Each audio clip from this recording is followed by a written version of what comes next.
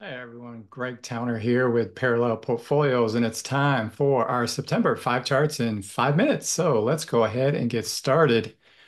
Of course, we like to start off with a 3-year view of the S&P 500, which is this blue line here.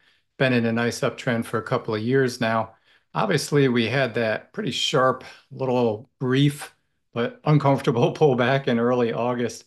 But look at now, the market has rallied to a new all-time high, starting to kind of break out from this little consolidation period.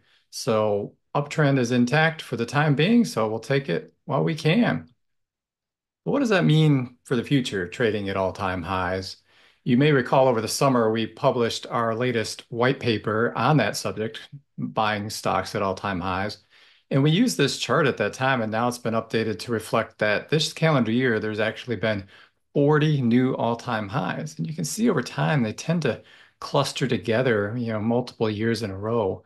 So will that be the case this coming time? Obviously, we don't know. We wish we did. But historically, as our paper showed, it's a good sign looking forward when stocks are strong. So if you did not have a chance to look at that paper, feel free to reach out to us. We'd happy to get you a copy of that.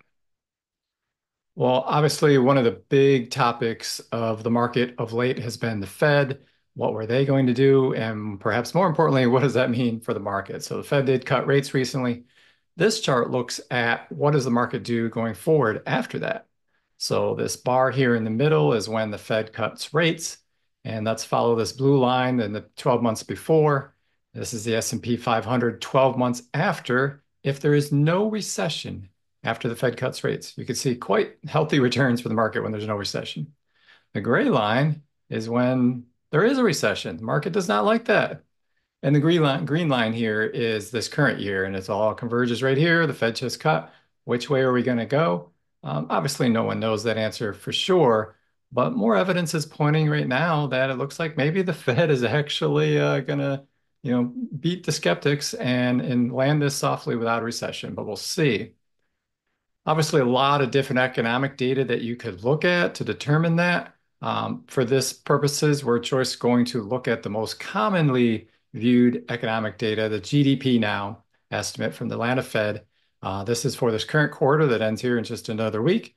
They update this regularly, so it's a little bit better than people that are just trying to look ahead, over the next month or so based on past data. Right now, it's showing that they think that the GDP is going to come in about 3% this quarter. So quite healthy if that's the case. Yes, that is backward-looking data, so that doesn't necessarily mean what the market or the economy is going to do going forward. But while there are some cracks here and there in the economy, by and large, things are holding up okay from that perspective. So speaking more about the Fed, let's take a look here before we wrap up at what the path of their rates might be. So this purple line is what they were doing, raising rates in the heart of the pandemic to try to fight off that inflation. Now they held them steady a little over 5% for the last, about 18 months or so. And now, of course, last week they just reduced it by 0.5%. The yellow dotted line is showing the market's expectations for the Fed funds rate over the next 2 years. These little green diamonds here are the Fed's expectations themselves.